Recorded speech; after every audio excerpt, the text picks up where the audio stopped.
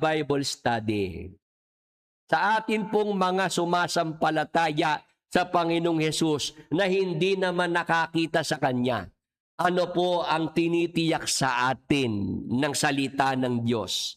Sa sinabi ng Apostol Pedro. Balikan natin. Sabi po, hindi ninyo siya nakita kailanman, ngunit siya'y inibig na ninyo. Di po ba ganyan tayo, mga kapatid? Kasama tayo dyan. Hindi pa rin ninyo siya nakikita hanggang ngayon, ngunit sumasampalataya na kayo sa Kanya.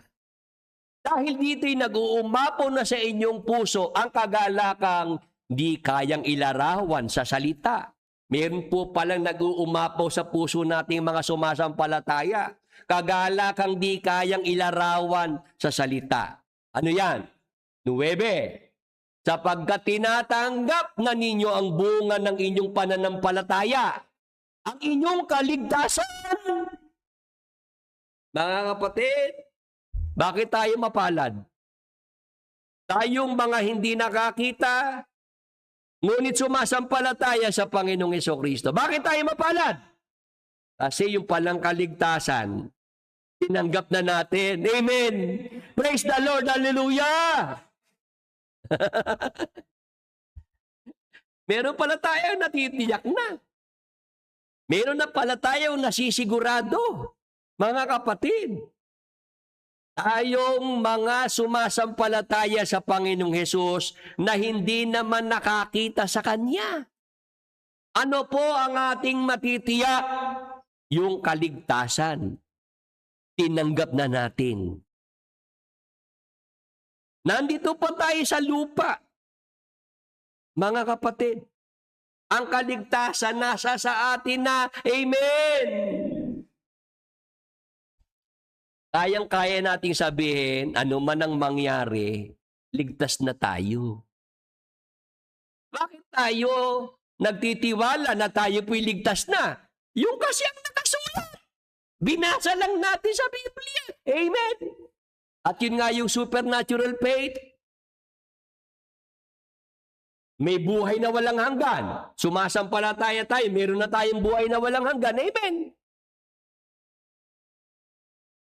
Mamatay man tayo, pumanaw man tayo, meron na tayong buhay na walang hanggan. Kasama ng Panginoon. Okay na ba tayo uli? Nakabalik na? Oh, salamat naman. Sana makabalik yung iba. Marami tayo kanina, 70 plus. Bakit mapalad ang mga hindi nakakita na sumasampalataya sa Panginoong Hesus? Ito pa isang dahilan. Sigurado na ang kaligtasan. Tinitiyak na po ang kaligtasan para sa mga sumasampalataya. Tandaan natin para sa mga sumasampalataya. Ibig sabihin, nagpapatuloy yun sa pananampalataya. Nagpapatuloy sa pananampalataya sa Panginoong Hesukristo. Yung meron ng mga kaligtasan. Ngayon, ang ating tanong ganito. Dahil tayo po mga kapatid na sumasampalataya sa Panginoong Hesukristo, kahit siya hindi natin nakita, tayo pala'y naipagkaloob na ang kaligtasan sa atin. Tinanggap na natin ang kaligtasan. Ipinagkaloob na sa atin ang tagapagligtas. Ano ngayon ang kalooban ng tagapagligtas na dapat nating magawa? Tayong mga naligtas na mga sumasampalataya. Lucas 22:19, ganito po nakasulat. Dumampot din siya ng tinapay at matapos magpasalamat sa Diyos ay kanyang pinaghati-hati iyon at ibinigay sa kanila. Sabi niya, sabi ng Panginoong Hesus, ito ang aking katawan na inihahandog para sa inyo, gawin ninyo ito bilang pag-ala-ala sa akin. Mga kapatid na mga naligtas na mga sumasampalataya sa Panginoong Hesukristo, ano po ang ibig ng ating Panginoong Hesukristo na ating magawa?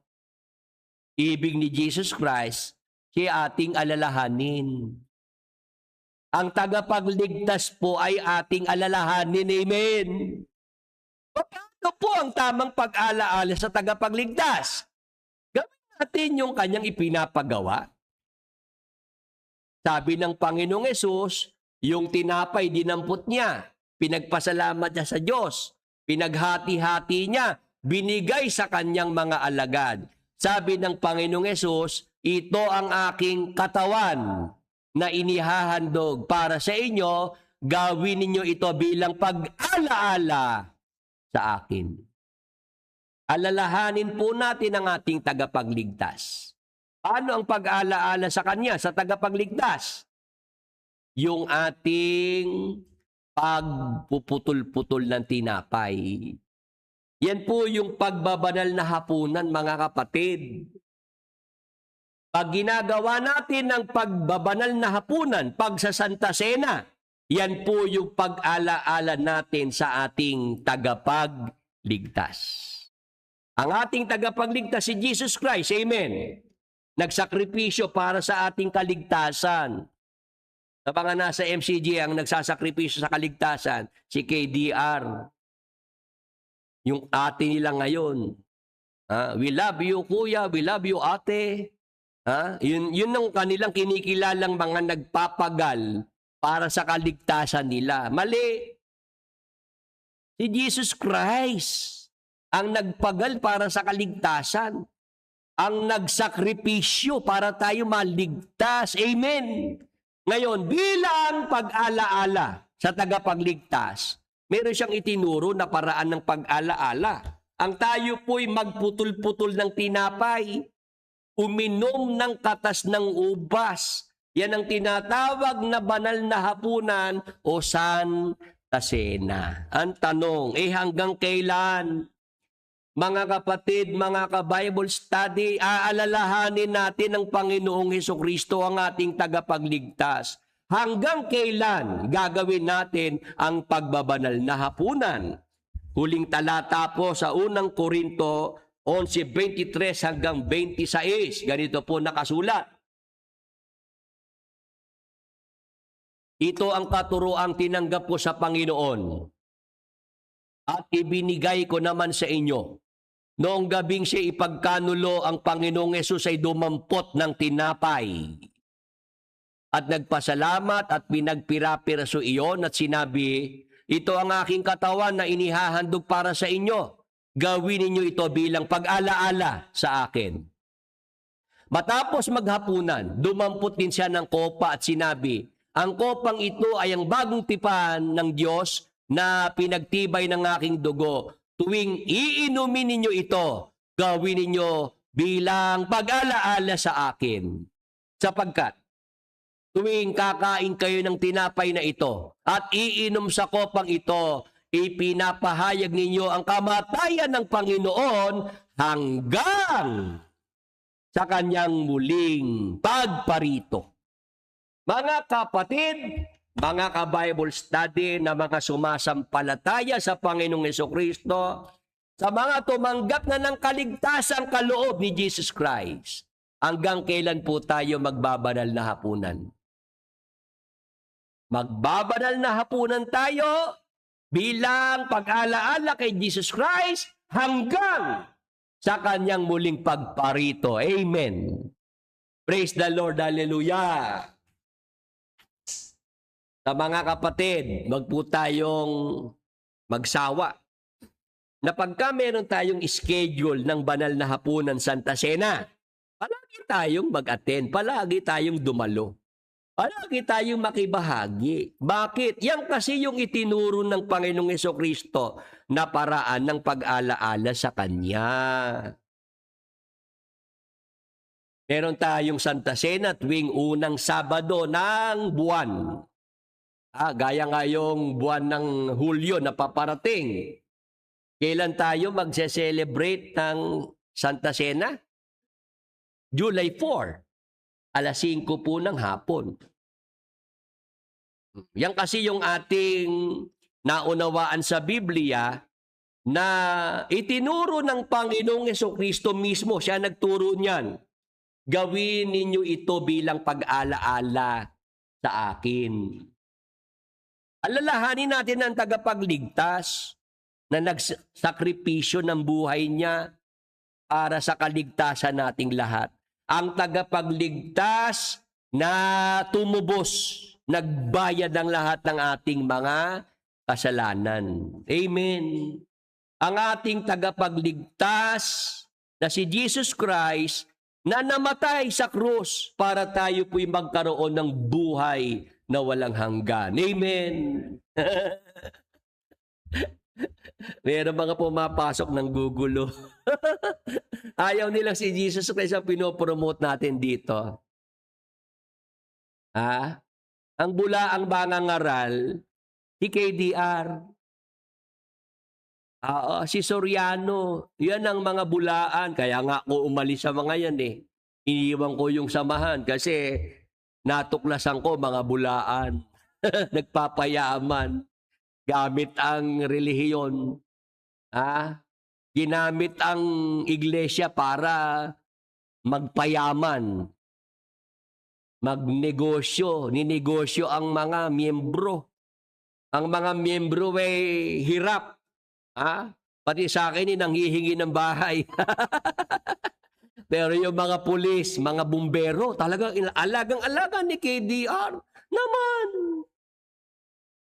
Di pa ba kayo nakakahalata? Diyan sa Malulose, nag-grand opening ng House of Chicken. Di ba? Bakit yung House of Chicken mas naunang napatapos kaysa ron sa ospital, sa Apalit? Naloko na.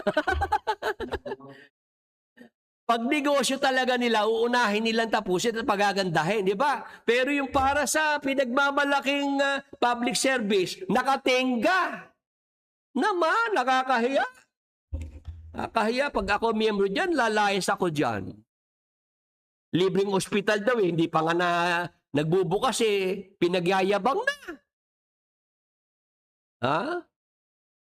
Bakit pagka mga pulis, bumbero, si KDR kayang-kaya magbigay ng mga sasakyan, nagre-regalo ng mga patrol, no? Pero nung yung air condition unit sa chapel masira, 7 bilyon, pinanghihingi sa miyembro, naloko na.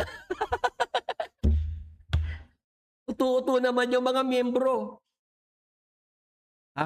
Pagka para sa mga pulis, galante si KDR. No, pero pagka sa miyembro na, may bahala kayo sa air condition. Ayun na magpagawa niya. Ay, nako. Tapos mapasok dito kung ano-ano sasabihin. Tayo parawang bulaan. Bulaan pala yung si Jesus Christ mula pa nung kanina pa nag-umpisa. Siya pinopromote. Si Jesus Christ ang pinapatanggap sa mga tao. Yung pa ang bulaan. May problema isip.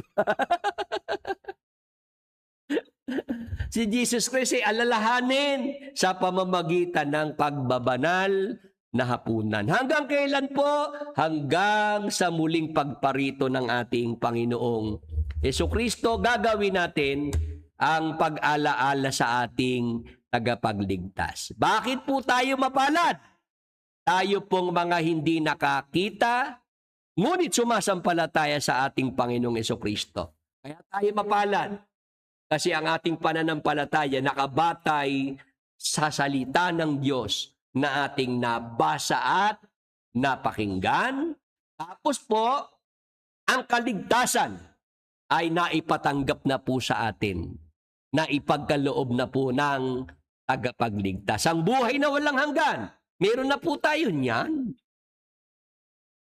Nasa lupa pa tayo, pero yung buhay na walang hanggan, nasa atin na. Kaya dapat nating ipagpasalamat. Dapat natin siyang alalahanin sa pamamagitan po ng pagsasagawa ng banal na hapunan. Hanggang dito po ang ating paksa, mga kapatid, mga ka-Bible study. Salamat po tayo nakabalik sa online, sa YouTube at sa Facebook. Sige po, mga kapatid, meron ba tayong prayer request dyan? Meron kanina pumasok na prayer request o written testimony. Basahin ko sana. Nagpapasalamat siya ay gumaling. Paki-ano lang natin, pakihanap. Meron kanina pumasok na testimony. Nagpapasalamat na siya gumaling sa cancer. Hindi ko lang hindi ko lang na-save kaagad eh. Cancer po ba 'yon? Sugat sa paa 'yon. Meron po ako nabasa na gumaling sa cancer kanina. Ito kay Froilan Daclan.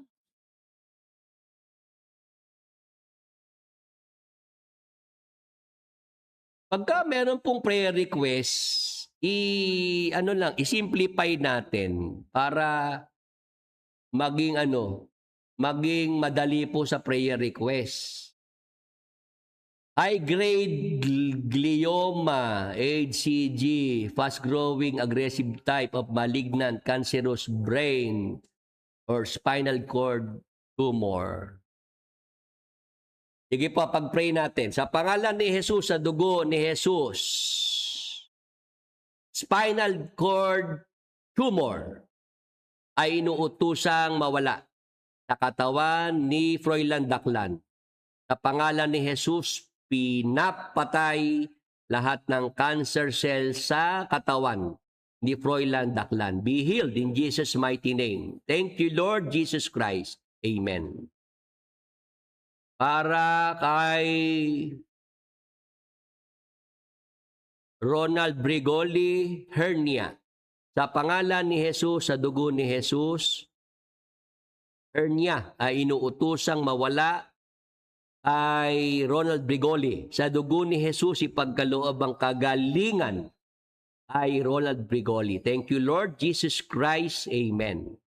Ay Isidro Losada, colon cancer at hernia. Sa pangalan ni Jesus, sa dugo ni Jesus, colon cancer, hernia, inuutusang mawala sa katawan ni Isidro Losada. Sa dugo ni Jesus, pinapatay ang lahat ng cancer cells sa katawan ni Isidro Losada. Be healed in Jesus' mighty name. Thank you, Lord Jesus Christ. Amen. Hindi ba nakita yung nag-written testimony para sa kanyang cancer? Hahanapin na lang. Oo. Yung ninyo rater natin, liwanag, gumaling sa sugat sa paa. Praise the Lord. Salamat po sa kagalingan na pinagkaloob sa inyong sugat sa paa.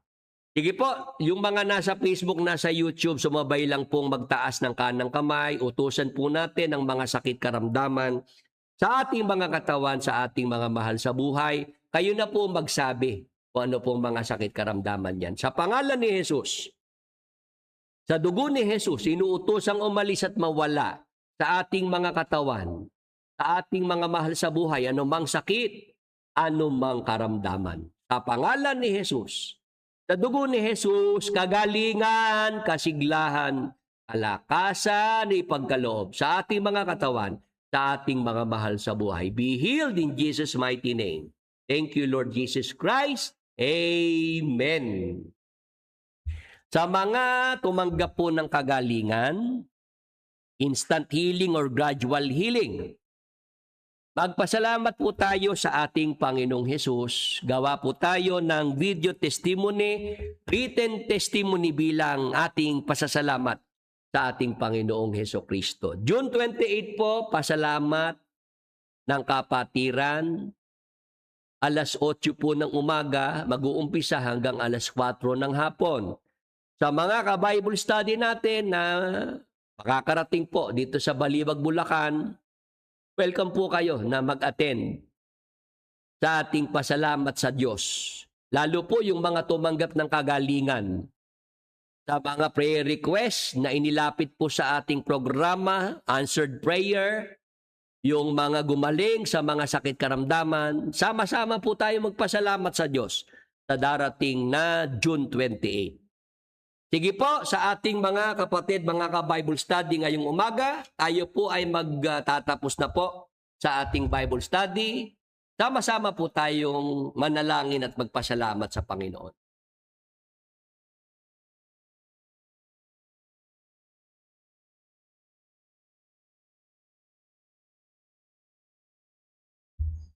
Manalangin po tayo, Panginoon naming Diyos, Amang Banal, na dakila makapangyarihan sa lahat. Sa pangalan ng aming Panginoong Heso Kristo, kakapangyarihan ng Espiritu Santo. Ama, minsan pa kami pong mga magkakapatid, sama-sama pong lumalapit sa iyong luklukan ng biyaya sa dugo ni Jesus. Ama, salamat po sa mabuting pagkakataong ipinagkaloob mo po sa bawat isa sa amin na muli po kaming makapag-aral at matuto kami ng iyong mga banal na salita. Salamat po, Ama, sa ipinaunawa mo sa aming mga kalagitnaan. Ipagkaloob mo po, Ama, na ang iyong mga banal na salita ang palagi pong maingatan namin sa aming mga puso at maging gabay po ng bawat isa sa amin sa aming patuloy na paglilingkod sa iyo. Ama, pagpalain mo po ang lahat ng mga nakasama po namin sa Bible study ito, aming mga mahal sa buhay, ang aming mga kaibigan, pati na ang aming mga kaaway. Maawa ka po, Ama, sa bawat isa sa kanila. Bigyan mo rin po sila, Ama, ng pagkakataon na ang iyong banal na kalooban ay maunawaan ng bawat isa sa kanila.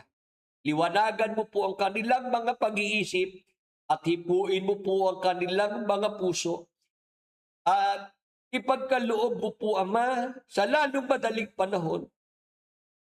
Ilang lahat ay matawag mo rin at makasama po namin sa paglilingkod sa iyo. Ama, pagpalain mo po ang iyong banal na gawain, ang pangangaral ng iyong mabuting balita. Nagpadala ka pa ng mga manggagawa na makakatulong sa pangangaral. Tumawag ka pa, Ama, ng karagdagang mga kapatid na magmamalasakit sa iyong banal na gawain. Ama, ngayong umaga, pagpalain mo po kami pong mga magkakapatid na lumalapit sa iyong banal na harapan. Magmula sa mga may katandaan na sa buhay, sa bawat mag-asawa, sa mga binata at mga dalaga, hanggang sa aming mga anak na ipinagkatiwala mo po sa aming mga pananagutan. Ama, nakikilala mo po ang bawat isa sa amin. Alam mo rin, Ama, ang mga nilalaman ng aming mga puso. Alam mo rin, Ama, na mayroon kaming mga kani-kanyang mga suliranin, mga problema na pinagdaraanan sa kasalukuyan.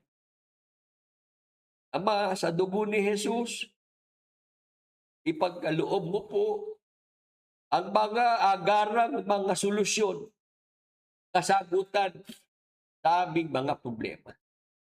Patuloy ka pong magpagaling ang aming mga sakit at mga karamdaman, ang aming mga mahal sa buhay. Patuloy mo pong ibuhos ang iyong masaganang pagpapala sa buhay ng bawat isa sa amin sa pangalan ni Jesus at sa dugo ni Jesus. Ama, sa aming pagtatapos ngayong umaga, sa aming pansamantalang paghihiwa-hiwalay, sa iyong mapagpalang mga kamay, uli naming ipinagkakatiwala ang aming mga buhay at kapalaran. Sa dugo ni Jesus, patuloy na proteksyon, pag-iingat, ipagkaloob mo po sa amin at sa aming mga mahal sa buhay. Ama, sa umaga po ito, kami po'y sumasampalataya na higit pa sa aming mga hinihingit iniisip, ipinagkaloob mo na po sa amin ang pawang kasang-ayon ng iyong banal na kalooban. Salamat po, Diyos Ama. Salamat po, Diyos Espiritu Santo. Salamat po sa pangalan ng aming Diyos at Panginoong Heso Kristo. Amen.